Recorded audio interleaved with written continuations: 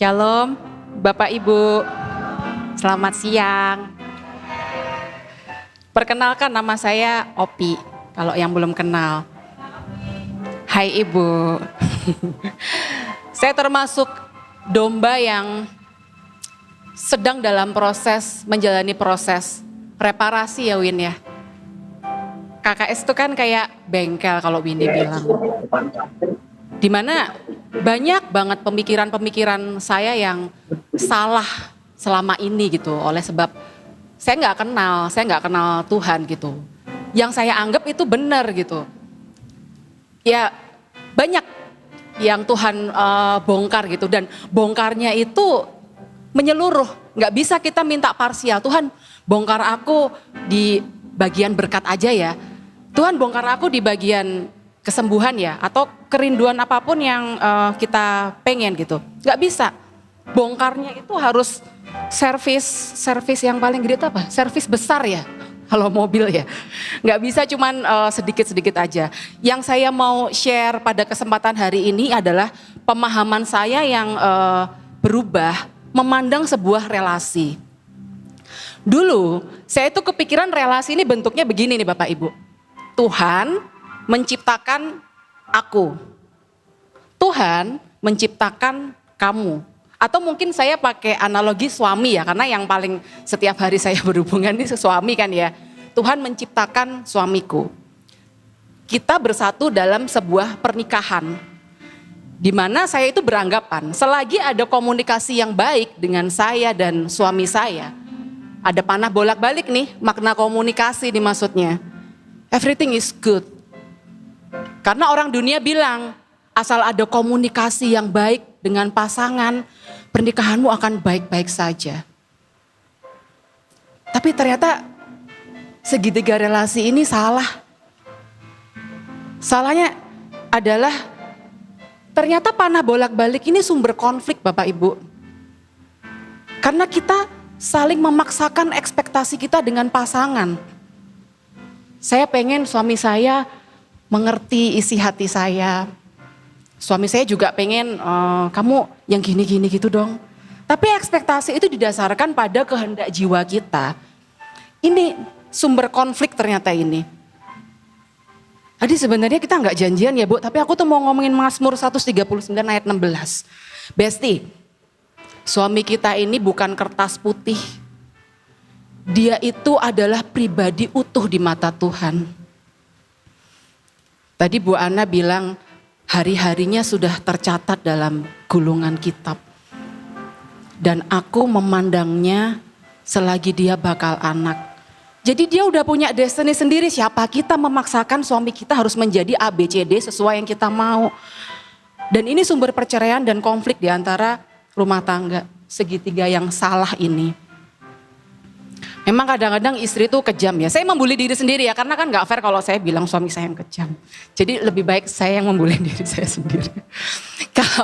Kalau istri salah itu kan, kok kamu gitu sih, gak paham posisiku kayak gimana gitu. Tapi kalau begitu suami kita yang salah, habis lah ya, itu Mazmur 100 sampai 135 diceramahin tuh ke suami itu. Maaf ya sayang, aku kejam ya biasanya. 1 Petrus 3 ayat 1 sampai 6 itu mengubah total mengenai cara pandang saya mengenai sebuah relasi. Hai kamu istri-istri, tunduklah kepada suamimu, supaya jika ada di antara mereka yang belum mengenal kebenaran, mereka dimenangkan oleh setiap hati yang murni dan kelakuan kita tanpa perkataan. Sehingga konsep segitiga relasi ini harusnya adalah next kawan. Ini yang saya pahami sekarang. Aku dan suamiku itu hanya dipersatukan Tuhan. Kita tidak bisa saling berekspektasi tentang suami saya harus menjadi ABCD.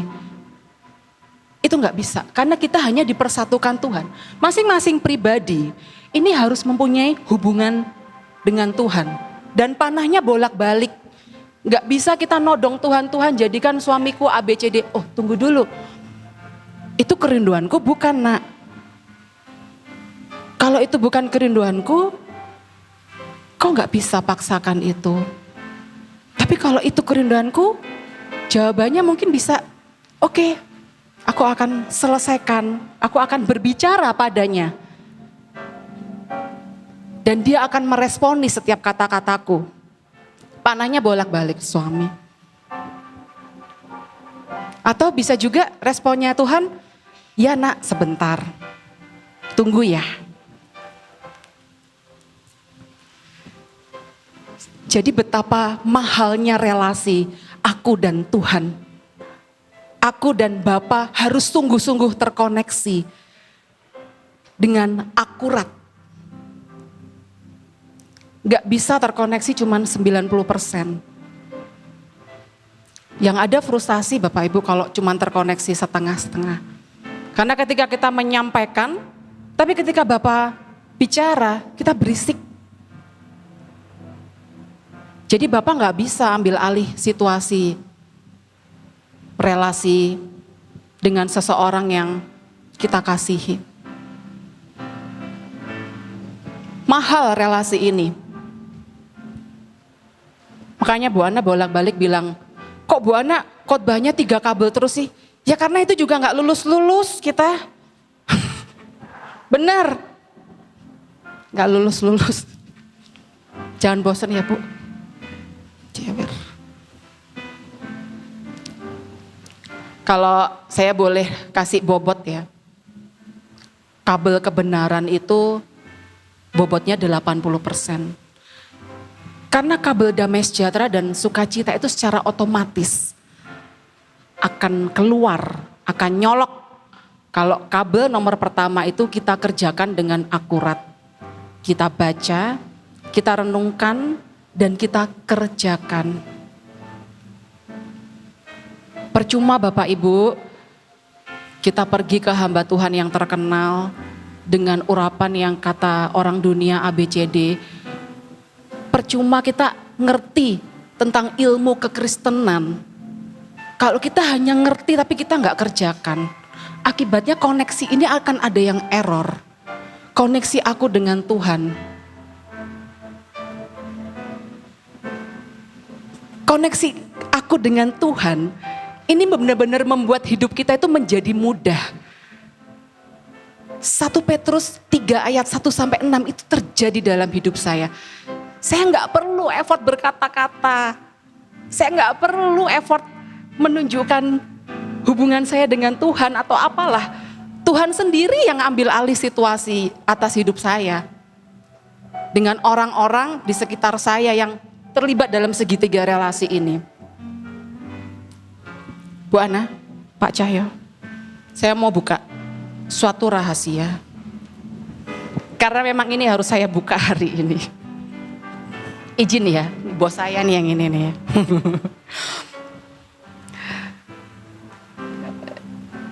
Siapa yang kalau datang ke GWR, ibadah ini masih belum bersama pasangannya?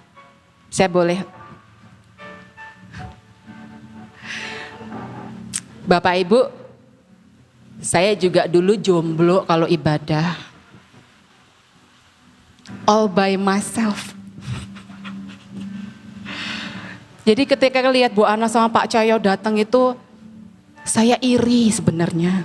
Tapi iri yang positif. Iri yang positif itu gimana ya? Kepengen iri yang positif itu maksudnya. Bu, Pak, saya itu worship loh kalau lihat Bapak Ibu berdua dulu. Lagunya tuh gini. Kalau lain ditolong, saya juga. Tangannya terbuka, menunggulah.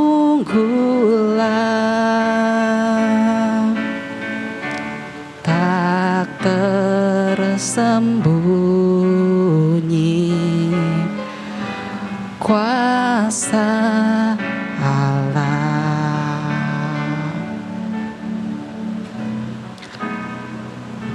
Saya hanya kerjakan 3 kabel saya untuk relasi saya dengan Bapak Ibu. Saya nggak bicara apapun ke suami saya tentang apa yang saya alami bersama Tuhan. Tapi sungguh-sungguh ketika Tuhan bicara kepada saya, menunggulah nak, menunggu saja. Kerjakan apa yang aku minta untuk kau kerjakan. Dan saat ini suami saya sudah hadir di tempat ini bersama saya. Relasi itu eksis. Bahkan saat ini saya terapkan gak cuman ke pasangan. Saya terapkan di pekerjaan saya. Menghadapi orang-orang yang sulit. Orang-orang yang kayaknya mustahil buat ditaklukkan. Dan ternyata semudah itu gitu. Yang kemarin Zoom Bu Monica ya. Bu Monica sharing mengenai semudah itu ya. Iya, betul semudah itu. Bahkan saya mengalami kondisi pemimpin saya belum puas dengan kinerja saya. Saya malah dikasih reward, saya juga bingung sih sebenarnya. Cukup jaga 3 kabel itu aja, maka kehidupan yang kau anggap sulit, Bapa sendiri yang akan ambil alih situasimu. Demikian kesaksian saya, Tuhan Yesus memberkati.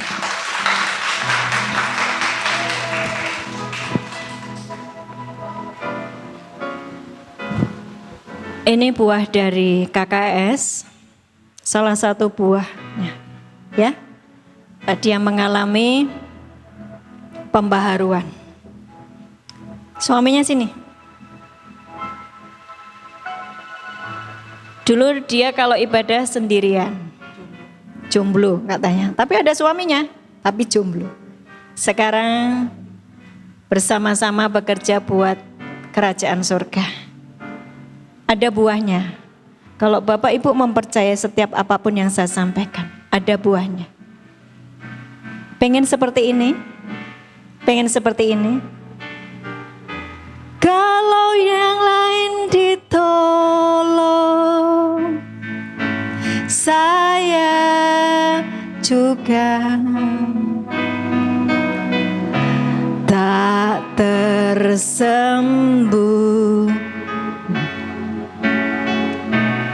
kuasa Allah. Kalau yang lain ditolong, kalau lain ditolong, saya juga tak tersembunyi kuasa Allah. Saya nggak tahan pengen nangis. Udah sana duduk.